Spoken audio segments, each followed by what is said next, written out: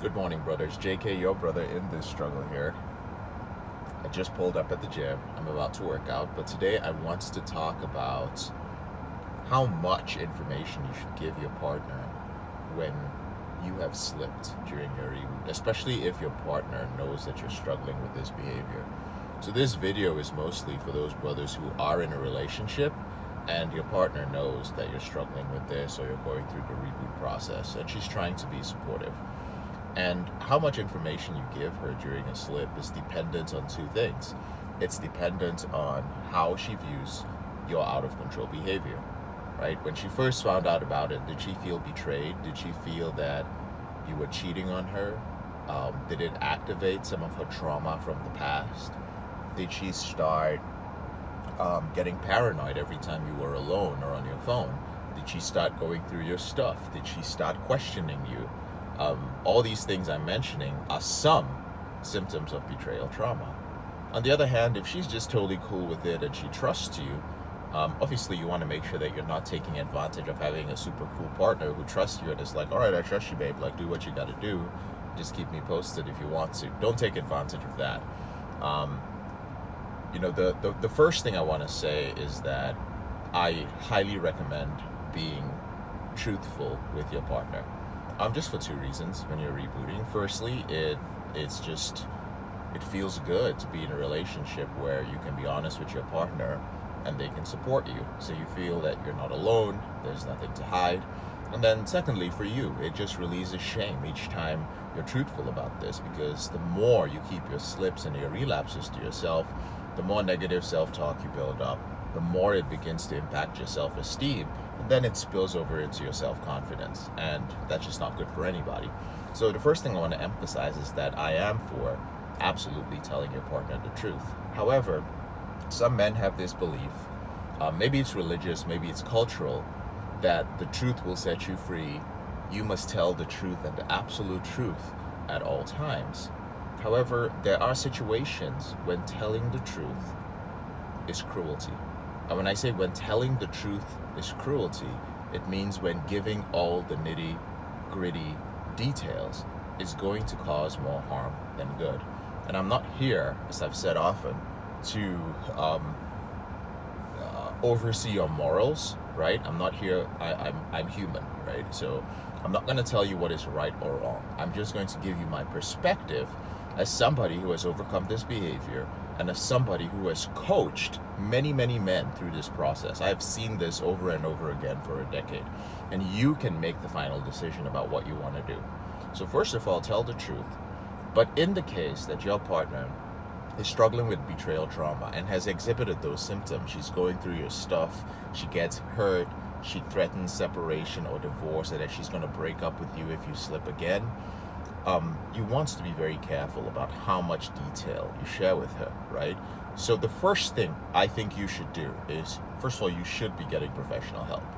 You should be in a reboot program, because you are completely risking your relationship by not doing anything about this. If you have a partner who's struggling with betrayal trauma and you choose to do this on your own, you are risking your relationship. I want to make it clear, because the only recourse you have is to hide it from her.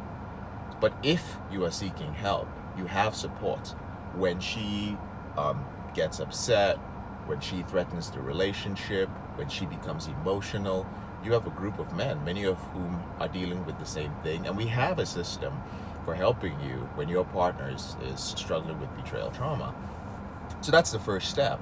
The second step is when you are going through a program, at least with the Porn Reboot system, we advise you to let your partner know that you're going through this, but also let her know that you're going to slip.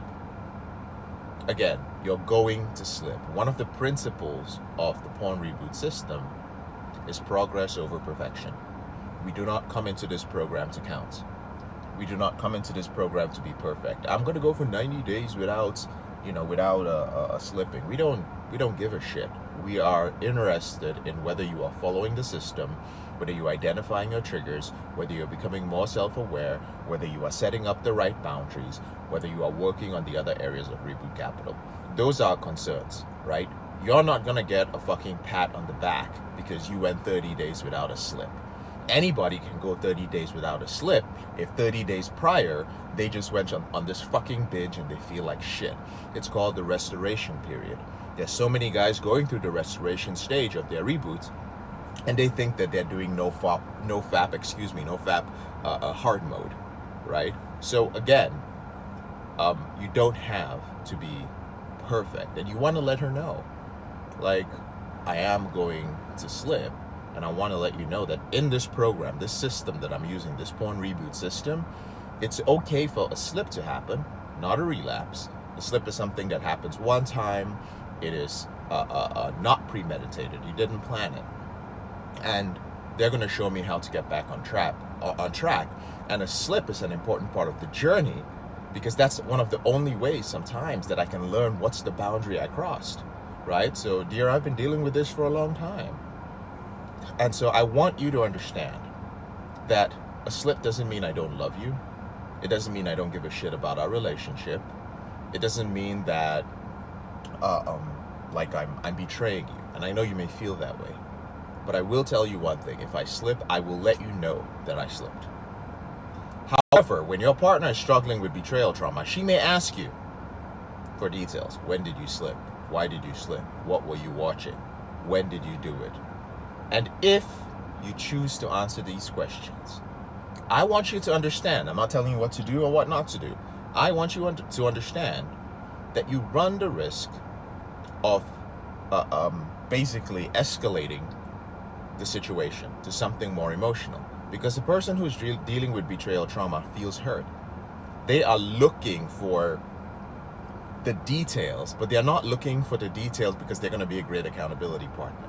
If I was asking you when, why, how, what did that happen, I don't care. All I'm asking for is I'm asking for logical information so that I can diagnose what happened and we can fix the problem. Chances are that's not what your partner is asking for. She is looking for proof that you don't care about the relationship. She's looking for proof to reinforce her insecurities. She's looking for proof that you don't care about her. Now, this is a normal human reaction, because if you were to put yourself in her shoes, if she went out one day and went out with her friends and was drinking or partying or whatever, and then you didn't see her for one night, she came back the next day and she told you something crazy like, you know, I'm sorry, like I met an old high school buddy, we had a few drinks, I thought he was just going to be a friend, but one thing led to another, and something happened, and I'm sorry, babe, but I crossed the line, and this is such a horrible thing, will you forgive me, I was drunk, blah, blah, blah, blah, blah. What would you say? Would just be like, that's right, babe, I forgive you. Like, you'd be shocked. You'd be like, yo, wait a minute, I thought we were in a committed relationship.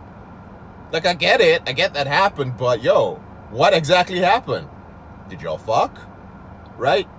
Was it a blowjob? Did y'all make out? Did you hold hands? Did you confess your feelings to each other? Why would you want to know the details? Where is that reaction coming from? Because you want to understand the extent of the, let's call it the misbehavior or whatever, right? You want to see how far it went so that you can determine the security of your relationship. Like, is this something that's inexcusable? And we don't usually have some rules for this that we write down before the relationship. This is something within us. We are checking within ourselves versus what happened to figure out, all right, how shitty does this make me feel? How insecure does this make me feel? How pissed off does this make me feel? And if it makes you feel pissed off and shitty enough, you may decide that you're done with the relationship. Well, that's exactly what's happening when a female partner with betrayal trauma, asks you for all those details. She is checking with her internal emotional barometer to see how fucked up is this, right? But the truth is, in this situation, you're dealing with an out-of-control behavior. You're dealing with an addiction. Now, of course, you have to take responsibility. You got into a relationship while dealing with this, right? Or she got into a relationship with you knowing that you were dealing with this. But when she does that, it can only be done so many times. When a partner steps out, like the earlier scenario that I gave you, it's a female partner who stepped out, maybe it's something that just happened that one time. Maybe, okay? Maybe not. You know how it goes sometimes. But in this scenario, maybe it's something that happened that one time. But a slip, in your case, brother, it's something that might happen many times during your reboot, over the course of a year. So ask yourself, do you want your partner to feel as if you cheated on her every single time? Or do you want her to understand that it's not that big a deal, that it is part of the process? It is not the same as, oh my God, I slipped and my dick fell into some other woman's vagina. Babe, I'm gonna tell the guys at my in my recovery group that happened. That's a completely different thing. We're talking about a slip, all right? Now, I hope this is making sense to you guys so far. I won't get too deep into it because I gotta go work out. Again, it's not about the morals of it. That is just my suggestion. And to end this, the way that you can make your partner receptive to this is she has to ideally understand how this process works. What is a slip? What is a relapse? Right? How are men different from women? How is this not cheating? Right? And she has to go through the process working with her own coach, betrayal trauma coach, or in another group with a group of women or with a therapist to come to terms with it. But she has to first understand what's happening. And this is why both of you actually need professional help if your partner is dealing with betrayal trauma. All right? So at the end of the day, for the brothers who asked that question, tell the truth. Let them know that you slipped, but you don't need to go into the nitty-gritty because in my professional opinion, I don't think it does anything good. I don't think anything good comes out of it. It causes more harm than good. When it comes to how often that you're slipping, understand that when you're slipping often, you're most likely in a relapse. All right? So what you would tell your partner is that, hey, I'm in a relapse. And ideally, she would understand that you had slipped multiple times. Again, your partner is not your accountability partner. All right? Your romantic partner. It is other men. And if you do not have other men to be your accountability partner, if you're sitting there watching this video and you're like, yeah, this is relevant to me, but you don't have accountability partners that you can hit up each week, that you can FaceTime whenever you want during the week or at least once a week, then you have a serious problem. If you have a partner who's dealing with betrayal trauma and you're afraid that if she finds out that you've been viewing pornography, she's gonna leave your ass, you need professional help and she needs professional help. I highly recommend scheduling a call, I need to get into the gym, scheduling a call with one of our Reboot specialists. All right, so go ahead, use the link in the description below this video and schedule a call. All right, I'm getting distracted. The parking lot of this gym is just filling up, so I gotta go, gentlemen. If you have any questions for me, you can go ahead and ask them in the comment section below. I'm JK, your brother in this struggle. Thank you so much for taking the time to watch this video, and I'll talk to you later. Bye.